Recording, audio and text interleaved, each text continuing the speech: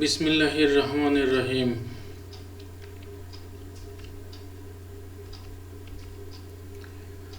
মুর্শিদপুর সরকারি কলেজের অনলাইন ক্লাসে স্বাগতম। সুপ্রিয় শিক্ষার্থী, তোমরা যারা 2020-2021 শিক্ষাবর্ষে একাদশ শ্রেণীতে ভর্তি হয়েছ, তাদের উদ্দেশ্যে স্বাগতম হে নবীন। স্বাগতম হে নবীন, তোমায় স্বাগতম। মুর্শিদপুর সরকারি কলেজের আঙ্গিনায় তোমায় জানাই সুস্বাগতম। তোমার জন্যই গড়েছি আমরা সবুজে ঢাকা এ চত্বর। তুমি আসবে বলেই সাজিয়েছি মোড়া জ্ঞানের এই বিস্তৃত প্রান্তর। তোমার পদচারণায় মুখরিত করে তোলো এই প্রাঙ্গণ, জ্ঞানের আলোয় বিকশিত করে তোলো তোমার জ্ঞানাঙ্গন। এখানে পাবে তুমি ঝাঁকে ঝাঁকে জ্ঞান আহরণকারী মৌমাছি। জ্ঞান অন্বেষায় ছুটে চলেছে তারা বিরামহীন দিবানিশি। প্রতিটি বিভাগ এক একটি যেন সুগঠিত জ্ঞানের মৌচাক। শিক্ষকেরা প্রতিনিয়ত করে চলেছেন স্বেচ্ছায় মৌচাষ। দক্ষিণ বাংলার সর্ববৃহৎ শিক্ষার্থীদের আধারে কলেজ। পড়ালেখায় উন্মুক্ত হয়ে বাড়িয়ে নাও তোমার নলেজ। তোমার হাত ধরেই আসবে আবার আলোকিত সোনালী ভোর। এসো হে নবীন, শপথ করি আজ সত্য ন্যায়ের পথে চলব। জ্ঞানের আলোয় রাঙিয়ে জীবন সোনার বাংলা গড়ব। একাদশ শ্রেণীর সকল ছাত্রছাত্রীদের জানাই একগুচ্ছ লাল গোলাপের শুভেচ্ছা।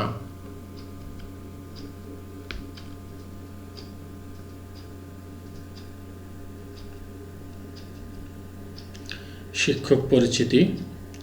আমি আহমদ হাসান রাজীব, প্রভাষক, রাষ্ট্রবিজ্ঞান বিভাগ, সরকারি মুর্শিদপুর কলেজ, মুর্শিদপুর গোপালগঞ্জ।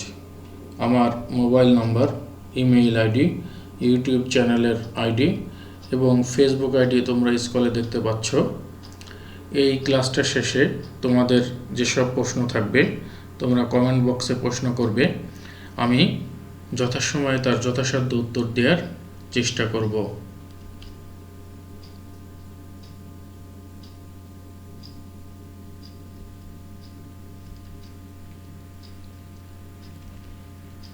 আজকের আলোচ্য বিষয়, একাদশ শ্রেণীতে তোমরা যারা মানবিক বিভাগের এবং তার মধ্যে পরিণতি ও সুশাসন বিষয়টা নিয়েছ, তাদের জন্য আমার আজকের এই আলোচনা। পরিণতি ও সুশাসন প্রথম পত্র, civics and good governance, first paper.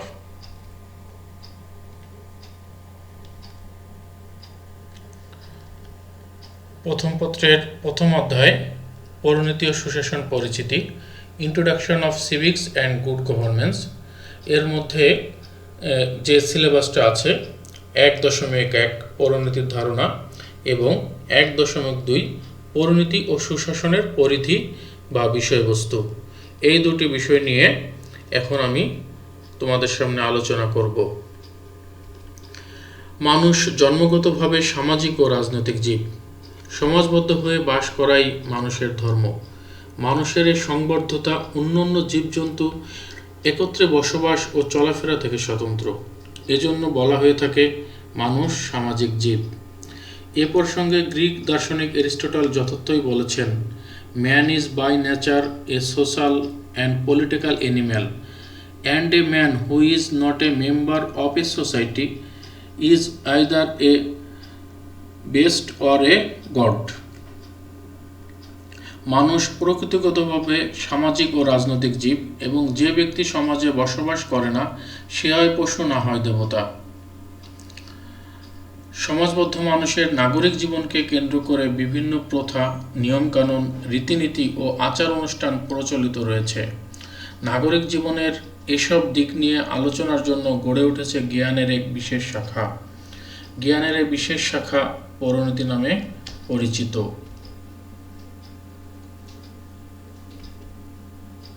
পরিণতির ধারণা, কনসেপ্ট অফ সিভিক্স। সুপ্রিয় শিক্ষার্থী, সর্বপ্রথম তোমাদের সামনে পরিণতির ধারণা এই বিষয়টি আলোচনা করছি। পরিণতির ইংরেজি প্রতিশব্দ সিভিক্স। শব্দটির উৎপত্তি হয়েছে দুটি ল্যাটিন শব্দ সিভিস ও সিভিটাস হতে। সিভিক্স অর্থ নাগরিক এবং সিভিটাস অর্থ নগর রাষ্ট্র। সুতরাং শাব্দিক অর্থে সিভিক্স বা পৌরনীতি হল নাগরিক ও নগর রাষ্ট্র বিষয়ক বিজ্ঞান। উৎপত্তিগত অর্থে নগর ও নগরবাসী সম্পর্কিত রীতিনীতি, আচার অনুষ্ঠান নিয়ে জ্ঞানের যে শাখা গড়ে উঠেছে তাই পৌরনীতি। সংস্কৃত ভাষায় নগরকে পুর বা পুরী এবং নগরের অধিবাসীদেরকে পুরবাসী বলা হতো। এজন্যই বাংলার নাগরিক জীবনের অপর নাম পৌরজীবন এবং নাগরিক জীবন সম্পর্কিত বিদ্যার নাম পৌরনীতি। অর্থাৎ পৌরনীতি এমন এক শাস্ত্র যা নগর রাষ্ট্রে বসবাসরত নাগরিকদের আচার আচরণ, রীতিনীতি ও কার্যাবলী নিয়ে আলোচনা করে।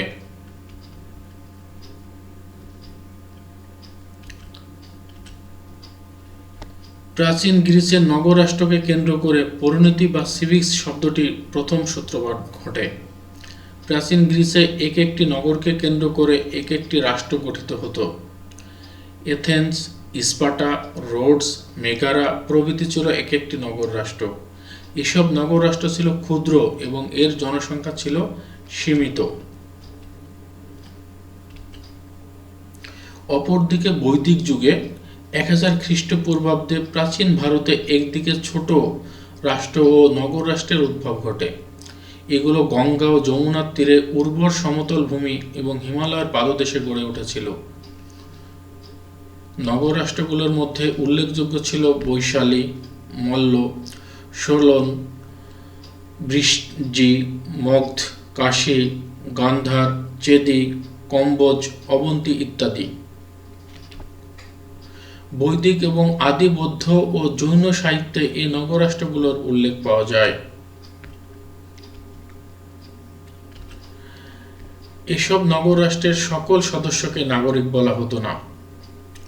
সুপ্রিয় শিক্ষার্থী, একটু লক্ষ্য করো, এই যেসব নগর রাষ্ট্র ছিল গ্রিসে এবং ভারতবর্ষে, এর সকল নগর রাষ্ট্রগুলোর সব সদস্যকেই কিন্তু নাগরিক বলা হতো না। নগর রাষ্ট্রের বাসিন্দাদের মধ্যে যারা রাজনৈতিক অধিকার ভোগ করত, অর্থাৎ রাষ্ট্র পরিচালনায় যেমন ভোটদান, নির্বাচন ইত্যাদি অংশগ্রহণ করত, শুধু তাদেরকেই নাগরিক বলা হতো। সেই যুগে শুধু পুরুষেরা রাষ্ট্রীয় কর্মকাণ্ডে অংশগ্রহণ করত। নারী, দাস ও বিদেশিদের রাষ্ট্রীয় কাজে অংশগ্রহণের সুযোগ ছিল না, তাই শুধু পুরুষদের নাগরিক বলা হতো। কালের প্রবাহে আধুনিক যুগে নাগরিকতা ও রাষ্ট্রের ধারণার অনেক পরিবর্তন ঘটেছে। ক্ষুদ্র নগর রাষ্ট্রের স্থানে প্রতিষ্ঠিত হয়েছে বৃহৎ আকারের জাতীয় রাষ্ট্র। প্রিয় শিক্ষার্থী, বিশ্বের বর্তমান রাষ্ট্রগুলো প্রাচীন গ্রিসের নগর রাষ্ট্রের মতো নয়। এখনকার রাষ্ট্রগুলো জাতি রাষ্ট্র হিসাবে পরিচিত। প্রাচীনকালে নগর রাষ্ট্রের তুলনায় জাতি রাষ্ট্রগুলো সাধারণত আয়তনে বিশাল এবং এগুলোর জনসংখ্যা অনেক বেশি। এজন্য আজকের রাষ্ট্রের নাগরিকদের জীবন ও কার্যকলাপ জটিল এবং বহুমুখী হয়ে থাকে। নাগরিক জীবনের সাথে সম্পর্কিত বহুমুখী দায়িত্ব যেমন সামাজিক, রাজনৈতিক, অর্থনৈতিক, ধর্মীয় ও সাংস্কৃতিক সব প্রভৃতি নাগরিকদের পালন করতে হয়। আবার নাগরিকতার সামাজিক ও রাজনৈতিক দিকের স্থানীয়, জাতীয়, আন্তর্জাতিক রূপ রয়েছে। নাগরিক জীবনের এই সবগুলো রূপই পৌরনীতির পাঠের অন্তর্ভুক্ত।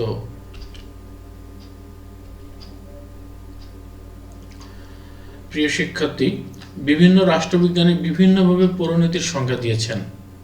এসব সংজ্ঞার মধ্যে উল্লেখযোগ্য সংখ্যাগুলো নিচে উল্লেখ করা হলো। অধ্যাপক E.M. হোয়াইট তার ফিলোসফি অফ সিটিজেনশিপ গ্রন্থে পৌরনীতিকে সুন্দর ও স্পষ্টভাবে সংজ্ঞায়িত করেছেন। তার মতে পৌরনীতি মানব জ্ঞানের সেই মূল্যবান শাখা যা নাগরিকের অতীত, বর্তমান ও ভবিষ্যৎ এবং স্থানীয়, জাতীয়, মানবতার সাথে জড়িত প্রতিটি বিষয়ে আলোচনা করে। Civics is the branch of human knowledge which deals with everything relating to a citizen, past, present and future, local, national and human. অধ্যাপক E.M. হোয়াইট আরও বলেছেন, যে শাস্ত্র নাগরিকতার সঙ্গে যুক্ত সব প্রশ্ন নিয়ে আলোচনা করে তাই পৌরনীতি। Civics is the subject that deals with everything appertaining to citizenship.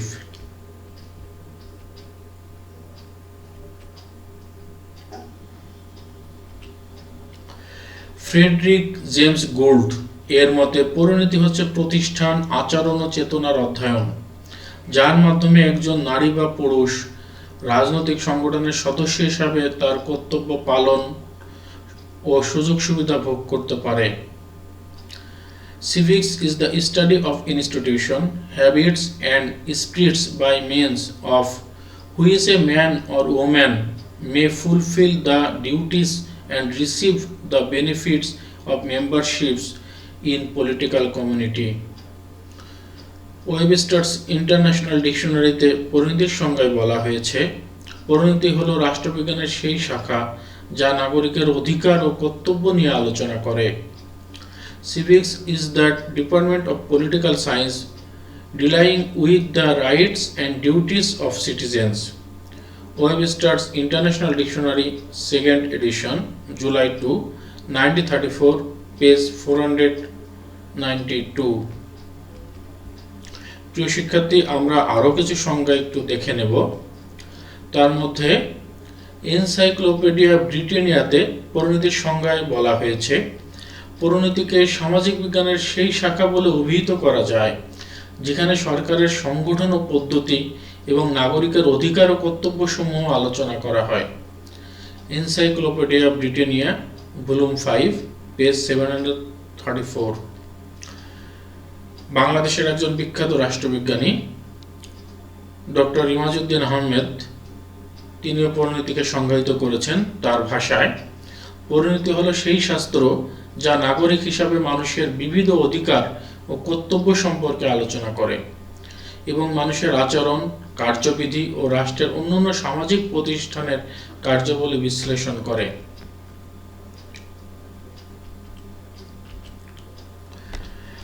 সুপ্রিয় শিক্ষার্থী, পরিণতি শাস্ত্রের অন্যতম গবেষক চার্লস ক্লিন্টন পিটার্স তার objectives and procedures in civics education,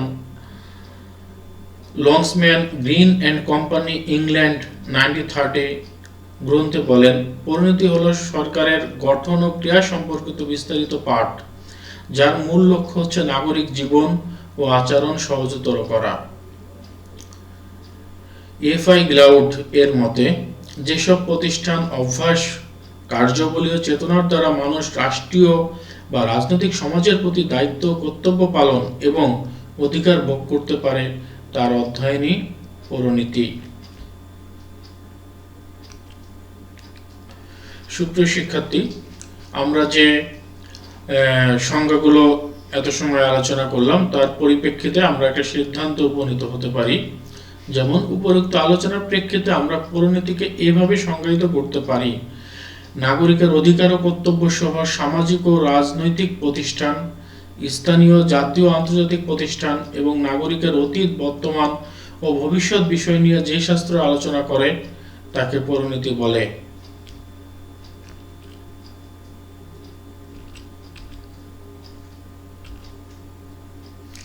এখন আমরা পরিণতি সুশাসনের পরিধি বা বিষয়বস্তু সম্পর্কে আলোচনা করব। Scope or content of civics and good governance.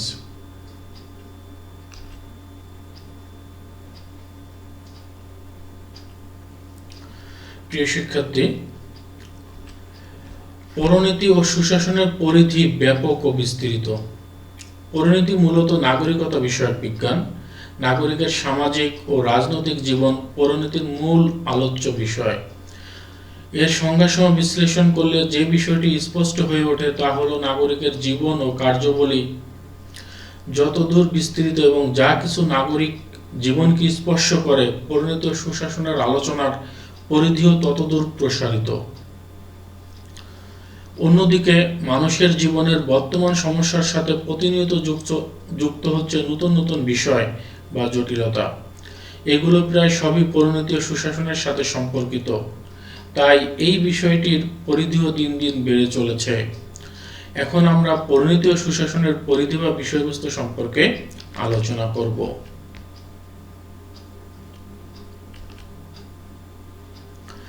প্রিয় শিক্ষার্থী, পরিণতি ও সুশাসনের পরিধির মধ্যে সর্বপ্রথম এটি হচ্ছে নাগরিকতা বিষয়ক আলোচনা। একটি রাষ্ট্রের উন্নতি অবনতি, উত্থান পতন, সফলতা ব্যর্থতা নির্ভর করে রাষ্ট্রের নাগরিকের উপর।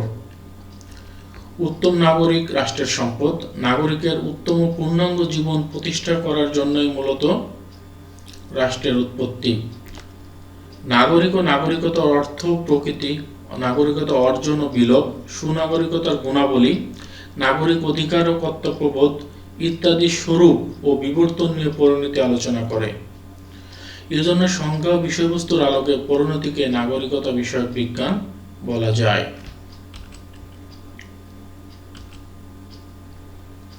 সামাজিক জীবন সম্পর্কে আলোচনা। একজন ব্যক্তি কেবল রাষ্ট্রের সদস্যই নয়, বরং একই সাথে সে বিভিন্ন সাংস্কৃতিক, অর্থনৈতিক এবং সামাজিক প্রতিষ্ঠানেরও সদস্য হতে পারে। তাই নাগরিকতার সাথে জড়িত সব বিষয়ে আলোচনার পাশাপাশি পরিণতি ও সুশাসন নাগরিকের সামাজিক জীবন সম্পর্কে আলোচনা করে।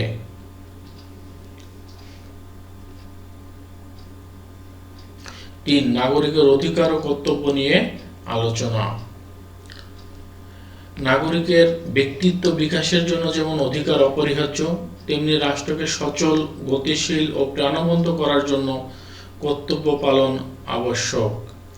অধিকার ভোগ করতে হলে একজন নাগরিককে যেসব কর্তব্য পালন করতে হয় এবং অধিকার যেভাবে বিভিন্ন ধরনের কর্তব্যের সাথে সম্পর্কিত পরিণতি সুশাসন তা আলোচনা করে। অর্থাৎ অধিকার ও কর্তব্য ধারণা, প্রকৃতি, প্রকারভেদ, নাগরিকের মৌলিক অধিকার, মানবাধিকার প্রভৃতি পরিণতি সুশাসনের আলোচনার অন্তর্ভুক্ত। 4. মৌলিক প্রতিষ্ঠান সম্পর্কিত আলোচনা। সমাজের মৌলিক প্রতিষ্ঠানগুলোর উপর ভিত্তি করে রাষ্ট্র বিকশিত হয়। সুপ্রিয় শিক্ষার্থী, তোমরা জেনে থাকবে সমাজের সবচেয়ে আদি প্রতিষ্ঠান পরিবার নিয়েই পরিণতি সুশাসন গুরুত্ব সহকারে আলোচনা করে। আবার সমাজ, সামাজিক পরিবর্তন, সামাজিক মূল্যবোধ, রাষ্ট্রের উৎপত্তি ও বিকাশ, রাষ্ট্রের কার্যাবলী, জাতি, গোত্র, সম্প্রদায় ইত্যাদি বিষয়ে আলোচনা পরিণতি সুশাসনের পরিধির অন্তর্ভুক্ত। সুতরাং পরিবার থেকে শুরু করে সমাজ, রাষ্ট্র প্রভৃতি মৌলিক প্রতিষ্ঠান এর পরিধির মধ্যে পড়ে।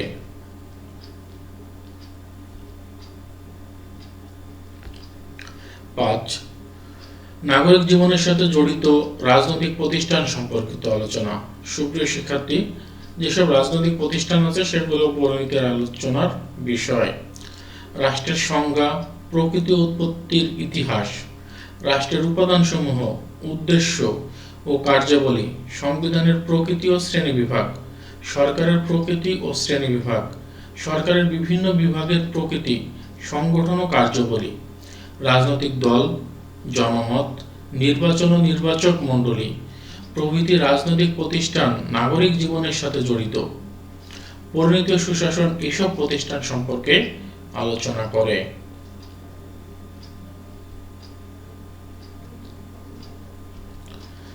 প্রিয় শিক্ষার্থী, 6.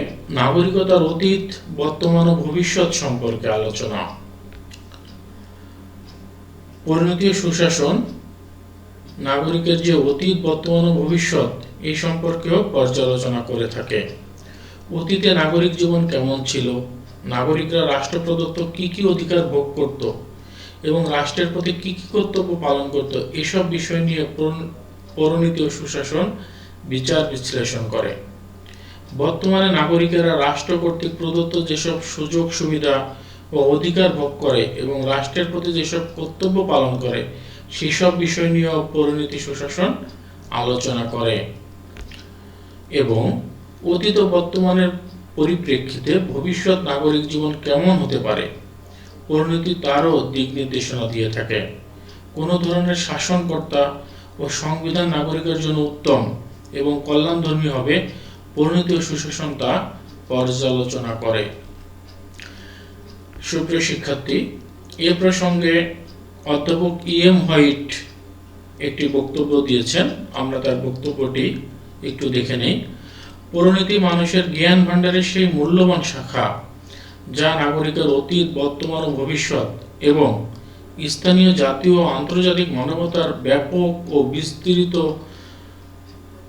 আলোচনায় মুখর।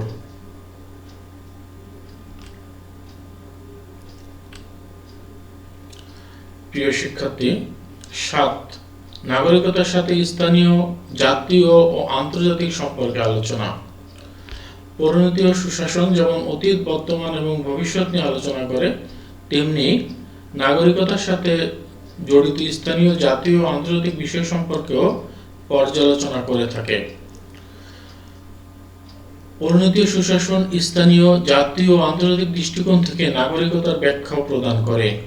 পরিণতি ও সুশাসন স্থানীয়, জাতীয় ও আন্তর্জাতিক সম্পর্কের যে দিক নির্দেশনাগুলো পর্যালোচনা করে সেগুলো হলো: ক, মানুষ কোনো না কোনো সংস্থার সদস্য। সুপ্রিয় শিক্ষার্থী, তোমরা অবশ্যই অবগত আছো মানুষ কোনো না কোনো সংস্থার সদস্য।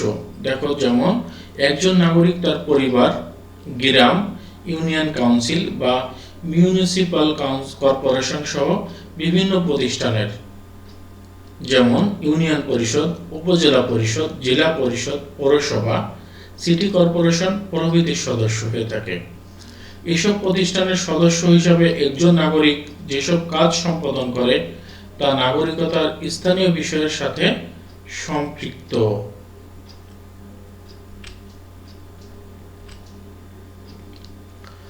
খ, প্রত্যেক ব্যক্তি রাষ্ট্রের নাগরিক। সুপ্রিয় শিক্ষার্থী, প্রত্যেক ব্যক্তি কোনো না কোনো রাষ্ট্রের নাগরিক।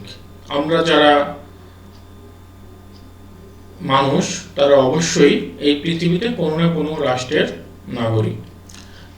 এই প্রসঙ্গে দেখো, প্রত্যেক ব্যক্তি কোনো না কোনো রাষ্ট্রের নাগরিক। নাগরিক হিসেবে রাষ্ট্রের প্রতি পূর্ণাঙ্গ আনুগত্য প্রকাশ, সরকারের কাজের গঠনমূলক সমালোচনা করা, নির্বাচনী প্রক্রিয়ায় অংশগ্রহণ করা, নিজেদের অধিকার ও কর্তব্য সম্পর্কে সচেতন হওয়া, এই সব কিছুই নাগরিকতার জাতীয় দিকের অন্তর্ভুক্ত। আবার নাগরিকতা সম্পর্কিত জাতীয় প্রতিষ্ঠানসমূহ যেমন আইনসভা, শাসন বিভাগ, বিচার বিভাগ, সাংবিধানিক প্রতিষ্ঠানসমূহ, রাজনৈতিক দল, আমলাতন্ত্র প্রভৃতি নিয়ে পরিণতি ও সুশাসন বিস্তারিত আলোচনা করে। এবং গতে দেখি প্রত্যেক ব্যক্তি বিশ্ব নাগরিক। আমরা যেমন স্থানীয়ভাবে নাগরিক, জাতীয় রাষ্ট্রের নাগরিক, তেমনি প্রত্যেক ব্যক্তি এখন বিশ্ব নাগরিক। সেটা আমরা একটু বিশ্লেষণ করি। রাষ্ট্রের সদস্য হিসাবে একজন নাগরিক বিশ্ব সমাজের সদস্য। আধুনিক যুগে নাগরিকের ভূমিকা স্থানীয় ও জাতীয় সীমানা পেরিয়ে আন্তর্জাতিক পরিমণ্ডলে প্রবেশ করেছে। তাই আন্তর্জাতিক পরিমণ্ডলে নাগরিকের ভূমিকা কি হতে পারে তাও পরিণতি ও সুশাসন বিশদভাবে বর্ণনা করা হয়েছে।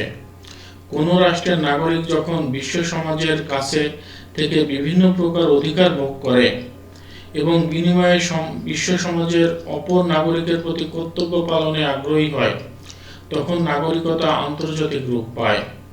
সুতরাং নাগরিকের সাথে সম্পর্কিত বিভিন্ন আন্তর্জাতিক সংস্থা যেমন জাতিসংঘ, কমনওয়েলথ, ওআইসি প্রভৃতি ও আঞ্চলিক সংস্থা যেমন সার্ক, আরব লীগ, আফ্রিকান ইউনিয়ন প্রভৃতি উদ্ভব, বিকাশ, উদ্দেশ্য, কার্যাবলী পরিণতি ও সুশাসনের পরিধির আওতাভুক্ত।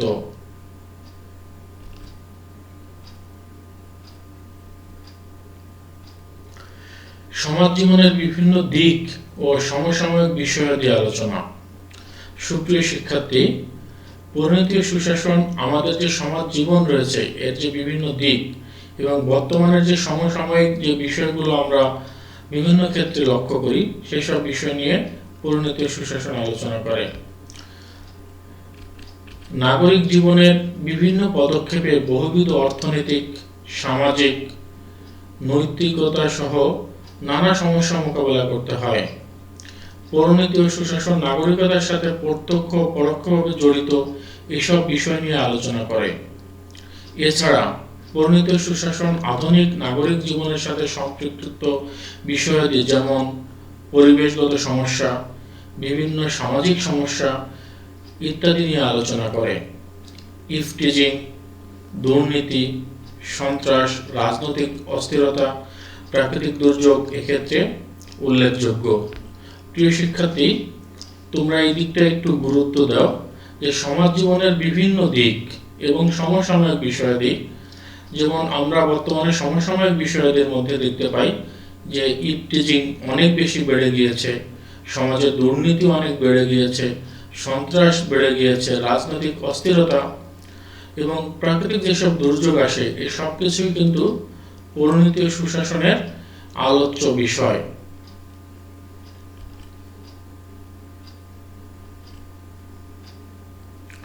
নয়ে, বিমূর্ত রাজনৈতিক ও সামাজিক বিষয়ের আলোচনা।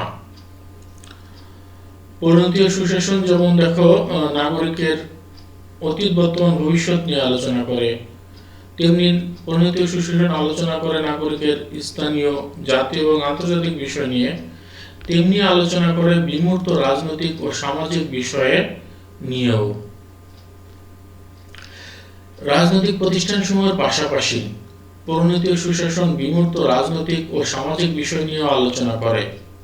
মূল্যবোধ, আইন ও নৈতিকতা, স্বাধীনতা, সাম্য প্রভৃতির ধারণা, প্রকৃতি, উৎস, প্রকারভেদ, প্রয়োজনীয়তা, আইনের সাথে নৈতিকতার সম্পর্ক, আইনের সাথে স্বাধীনতার সম্পর্ক, আইন, স্বাধীনতা ও সাম্যের পারস্পরিক সম্পর্ক ইত্যাদি বিমূর্ত বিষয়গুলো পরিণতি ও সুশাসনের আলোচনার পরিধিভুক্ত।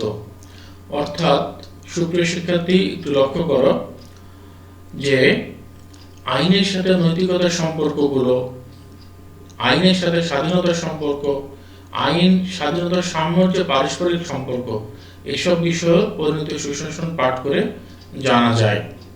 তার পাশাপাশি আমরা মূল্যবোধ, আইন, নৈতিকতা, স্বাধীনতা, সাম্য প্রভৃতি বিষয়ও পরিণতি সুশাসন পাঠের মাধ্যমে জানতে পারি। আর এই বিষয়গুলো বিমূর্ত রাজনৈতিক ও সামাজিক বিষয়ের মধ্যে অধিভুক্ত।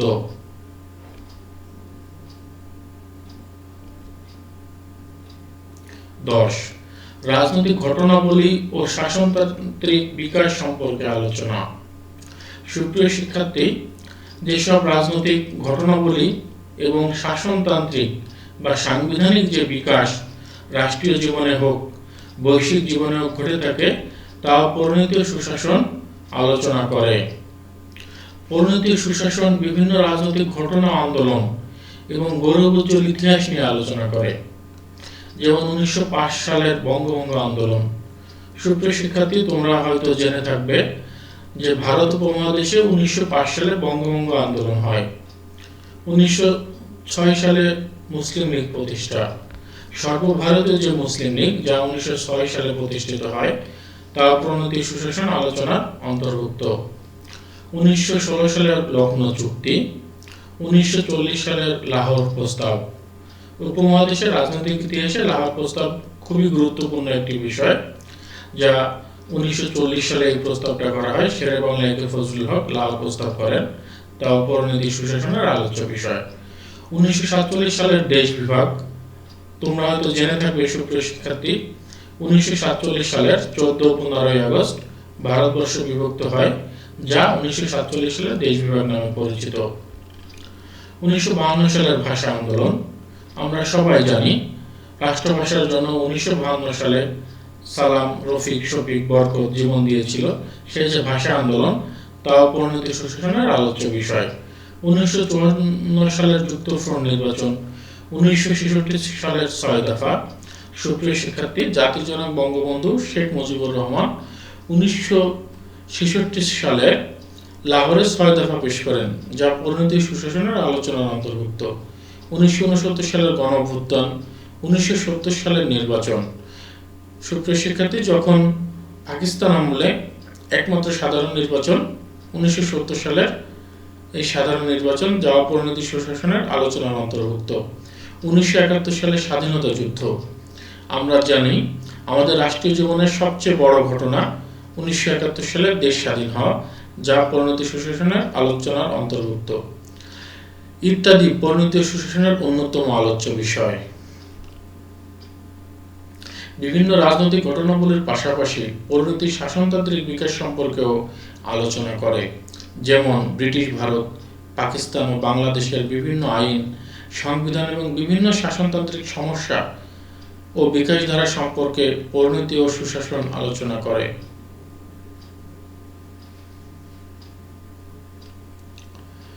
উপরিউক্ত আলোচনার ভিত্তিতে বলা যায়, পরিণতি একটি গতিশীল সামাজিক বিজ্ঞান। নাগরিক জীবনের যেসব দিক কোনো না কোনোভাবে সমাজ, রাষ্ট্র, রাজনৈতিক ও আন্তর্জাতিক বিশ্বের সাথে সম্পর্কযুক্ত, সেগুলো পরিণতি ও সুশাসনের পরিধি বা বিষয়বস্তু। সেজন্য সময় ও যুগের চাহিদা পূরণের লক্ষ্যে এর পরিধি ক্রমাগত বেড়েই চলেছে।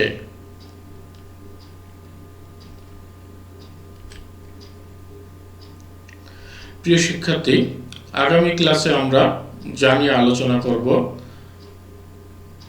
অবশ্যই পরিণতি ও সুশাসন বইয়ের প্রথম যে পত্র বইটা আছে তার প্রথম অধ্যায় থেকে পরিণতি ও সুশাসন পরিচিতি, introduction of civics and good governance, সিলেবাসের অন্তর্ভুক্ত হচ্ছে 1.3 পরিণতি ও সুশাসন পাঠের প্রয়োজনীয়তা এবং 1.4 সুশাসনের ধারণা। এই বিষয়ে আগামী ক্লাসে তোমাদের ধারণা দেওয়া হবে।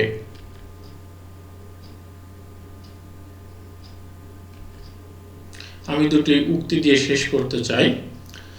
যৌবনকালে অর্ধেক খাও আর অর্ধেক সঞ্চয় করো। যৌবনের সঞ্চয় বৃদ্ধকালের অবলম্বন। বিখ্যাত গ্রিক দার্শনিক সক্রেটিস এই উক্তিটি দিয়েছেন। সমস্ত জ্ঞানের সূত্রপাত হয় নিজেকে জানা থেকেই, এবং হৃদয়কে শিক্ষিত না করে মনকে শিক্ষিত করা মোটেই শিক্ষা নয়। রাষ্ট্রবিজ্ঞানের জনক এরিস্টটল এই মন্তব্যটি করেছেন।